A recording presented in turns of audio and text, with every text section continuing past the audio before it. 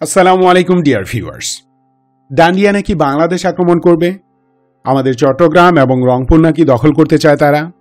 এদেশে ভারতের অবৈধ স্বার্থ রক্ষা এবং অখণ্ড ভারত প্রতিষ্ঠার পাইপ ড্রিমের কারণে দিল্লি স্বাধীনতার পরের দিন থেকে বাংলাদেশে তার স্যাবোটেজ বজায় রেখেছে।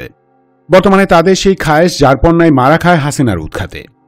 শুধু কি তাই, গণমাধ্যম এবং ধর্মীয় এনজিওর আড়ালে তাদের যে দালালগুলো আছে তাদের চেহারাও একে একে ফাঁস হয়ে যাচ্ছে।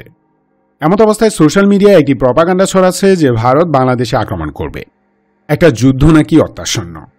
বাংলাদেশ কি পারবে সেই আক্রমণ ঠেকাতে?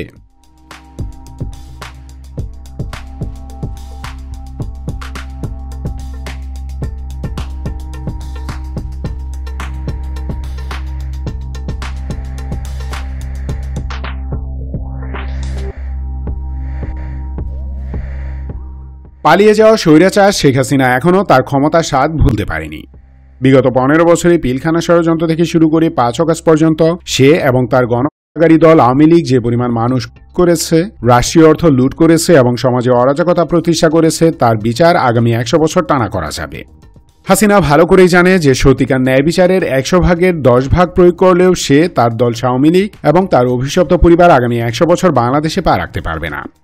আসলেই গ্যাগ করে জেলে পোড়া হবে। দুনিয়ার প্রতিটি পতিত স্বৈরাচারের ক্ষেত্রেই তা হয়েছে। এই ভয়ে হাসিনার হালুয়া চাই। হাসিনা জন্মগতভাবে রক্তপিপাসু মানসিক, সেই সাথে নৈরাজ্য, অরাজকতা, ধ্বংসযজ্ঞ চালিয়ে নিজের স্বার্থ হাসিলের বিশেষ গুণ আছে তার। আর এসব কাজে তাকে সক্রিয় সাহায্য করছে ডান্ডিয়া। হাসিনা, ডান্ডিয়া এবং আওয়ামী লীগ, এই তিন শক্তি বাংলাদেশ ও তার জনগণের ধ্বংস চায়। এরা আমাদের নাম্বার 1 এনিমি। আর এই এনিমি পার্টি এদেশীয় কর্মী সমর্থকেরাও ঠিক হাসিনার মতোই হিংস্র, রক্তপিপাসু এবং জানোয়ার। এখনো পর্যন্ত একটা লিগার দেখেছেন যারা অনুশোচনা করেছে, ন্যূনতম অপরাধবোধ আছে? পাননি, কারণ ওরা সবাই ইনফেক্টেড, মানুষরূপী হায়ানা। হাসিনা ইন্ডিয়ায় বসে বসে বিভিন্ন জেলার স্বামী হায়ানাদের সাথে প্রায় ডেইলি কথা বলে। আমরা 2-1টা কল রেকর্ড শুনি, যেগুলো সে নিজেই ফাঁস করে, বাকিগুলো শুনি না। যাই হোক, হাসিনা প্রতিদিন তার কর্মী সমর্থকদের উস্কানি দেয়। দেশে যে কোনো মূল্যে অরাজকতা বজায় রাখার জন্য প্রয়োজনীয় অর্থ, গোয়েন্দা তথ্য এবং নৈরাজ্যে প্রশিক্ষিত আওয়ামী গুন্ডা সাপ্লাই দেয়। এই টেকনিকগুলো কাজে লাগিয়ে দেশে একটা ধর্মীয় দাঙ্গা লাগানোর জন্য সুপরিকল্পিত পরিকল্পনা নিয়ে এগোচ্ছে হাসিনা এবং তার প্রভু ডান্ডিয়া। যদিও তাদের মূল প্ল্যান ভেস্তে গিয়েছে, তবুও তারা এই চেষ্টা থামাবে না। হাসিনা তার প্রতিটি নেতাকে জানিয়ে দিয়েছে যে বাংলাদেশে একটি ধর্মীয় দাঙ্গা লাগাও, আমি ইন্ডিয়ান আর্মি পাঠাচ্ছি। আসলে কি সেটা সম্ভব? ইন্ডিয়া কি পারবে বাংলাদেশে সামরিক অভিযান চালাতে?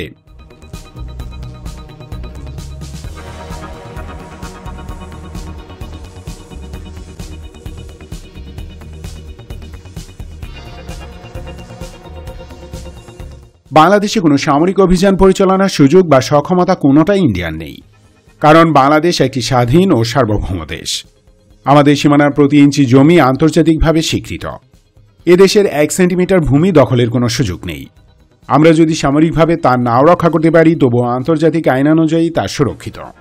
The practical guide to humanitarian লতে বর্ণিত আন্তর্জাতিক আইন অনুযায়ী, country sovereignty refers to a state's supreme power to govern itself within its own territory, including the right to make laws, controlling the borders and manage its internal affairs, respecting the sovereignty of other states and adhering to international norms and treaties. সহজ ভাষায় বললে, যে কোনো স্বাধীন ও সার্বভৌম দেশ তার নিজ সীমানার ভিতর সব ধরনের শাসন কার্য পরিচালনা করবে, যাতে বাইরের কোনো শক্তি ব্যাঘাত ঘটাতে পারবে না। রাষ্ট্রের এই অধিকার সকল আন্তর্জাতিক আইন দ্বারা স্বীকৃত এবং সুরক্ষিত। বেশ কয়েকটি সার্বজনীন আন্তর্জাতিক ফোরাম এই আইনের সুরক্ষা প্রদানকারী।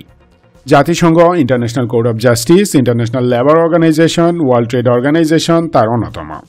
ভারত এই সবগুলো সদস্য।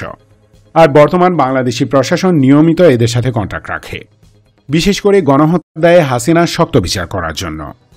এখন বাংলাদেশে যদি দাঙ্গাও লেগে যায়, তবুও এখানে ডান্ডিয়া ডিরেক্টলি কোনো হস্তক্ষেপ করতে পারবে না।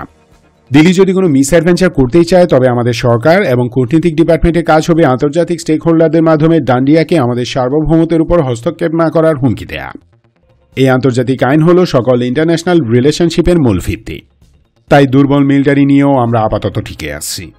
ঠিক এই কারণে ইউক্রেনের রাশিয়ান মিলিটারি অ্যাটাককে বৈধতা দিয়ে মস্কোর পক্ষ নিয়ে কেউ কোনো কথা বলতে পারছে না।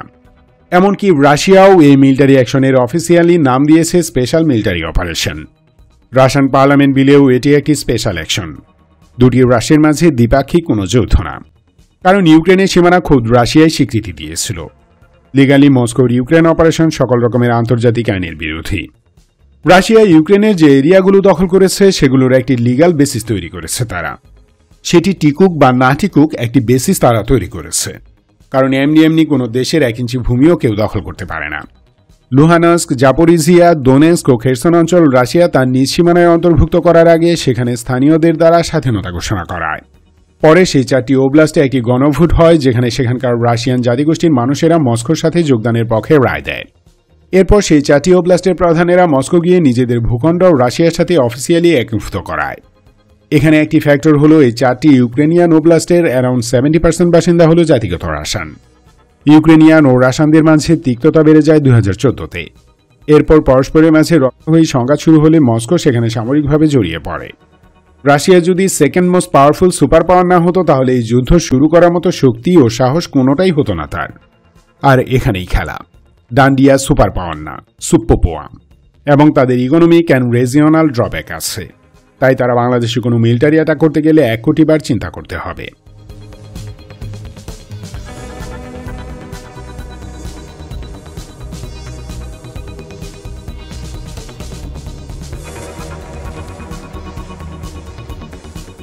এখন প্রশ্ন হলো, ইন্ডিয়া বড় দেশ, তাদের ইকোনমি যেমন বড় তেমনি মিলিটারিও আমাদের চেয়ে পাওয়ারফুল। তারা কেন বাংলাদেশে আক্রমণ করতে পারবে না? তারা পারবে না 1000টা কারণে। তার কিছু দেখাই চলুন। প্রথমত, বাংলাদেশ ও ভারতের সামরিক শক্তির পার্থক্য অনেক। চারিদিকে ভারতীয় সীমান্তঘেরা একটি দুর্বল দেশকে ভারত যদি আক্রমণ করে তাহলে ওয়ার্ল্ড পপুলেশন এবং ইন্টারন্যাশনাল মিডিয়ায় ভারতের বিরুদ্ধে ব্যাপক নেগেটিভ প্রচারণা শুরু হবে। এই প্রচারণায় ভারত কিছুতেই জিততে পারবে না। দ্বিতীয়ত, বর্তমানে ক্ষমতা প্রো ওয়েস্ট গভর্নমেন্টের হাতে, তার উপর এর প্রধান ডক্টর ইউনুস।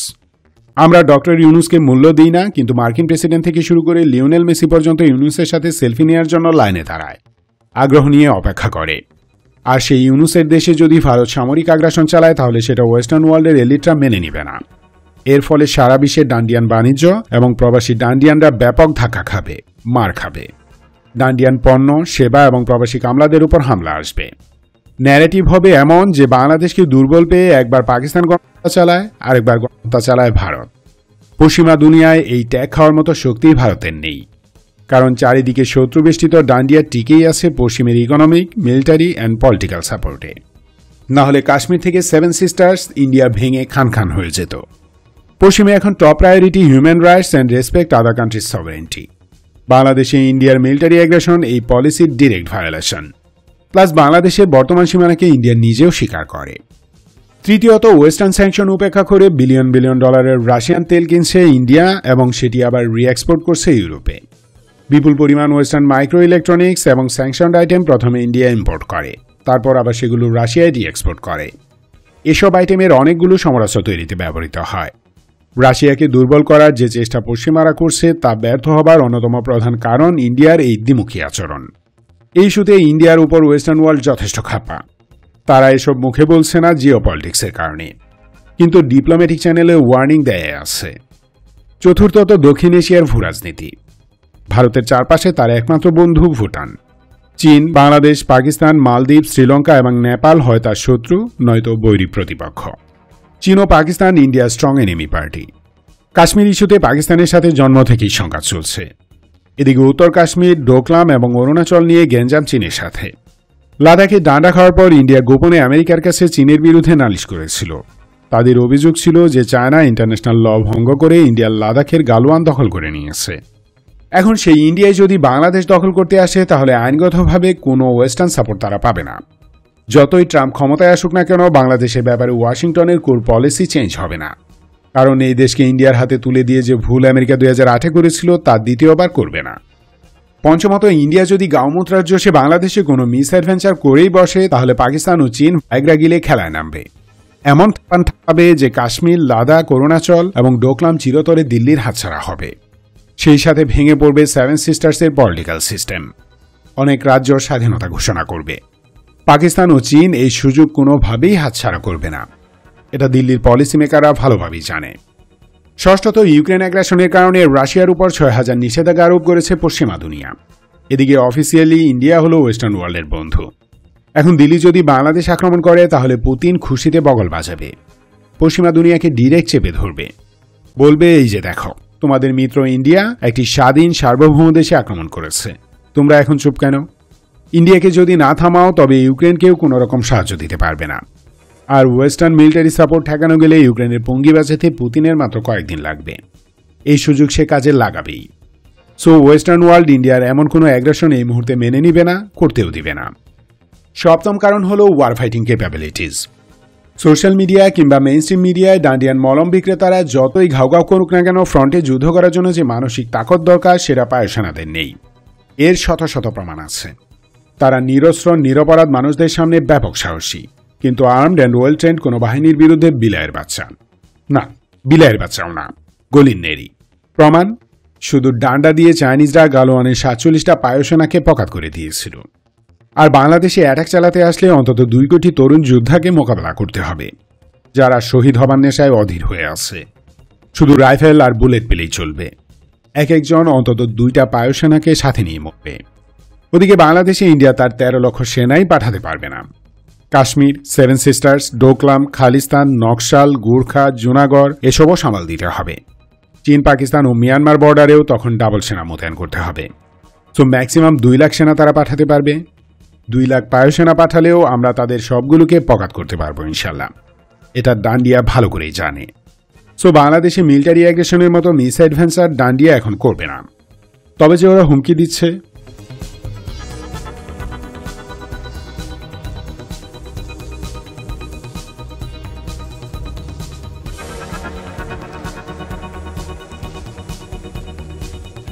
ডান্ডিয়ান মিডিয়ায় দেখায় বাংলাদেশের এটা দখল করে নিবে, ওটা দখল করে নিবে, সীমান্তে সেনা মোতায়েন করেছে, ব্লা ব্লা ব্লা।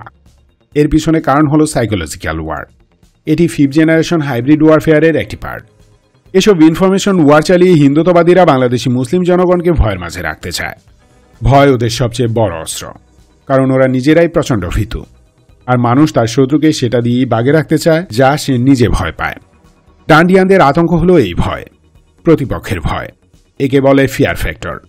এই ফিয়ার ফ্যাক্টর কাজে লাগিয়ে তারা লক্ষ্য অর্জনের চেষ্টা করছে। তাই দেশবাসীর প্রতি আমার আহ্বান, ভয়কে জয় করুন। আপনি আজ স্ট্রোক করতে পারেন, অ্যাক্সিডেন্ট করতে পারেন, অথবা কোনো মরণ ব্যাধিতে আক্রান্ত হয়ে ইন্তেকাল করতে পারেন না? আপনার আমার কোনো গ্যারান্টি আছে সুস্থ সবল মানুষ ইন্তেকাল করছে না?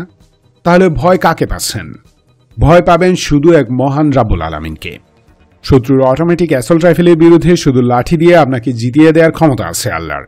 এমনকি খালি হাতেও আপনাকে জিতিয়ে দিতে পারেন তিনি। তাহলে ফালতু হিন্দুত্বা ফ্যানাটিকদের ভয় পাবার কোনো কারণ আছে? এদেশে তো তাদের পালতুটাও এখন নেই, তো ভয়ের কি আছে?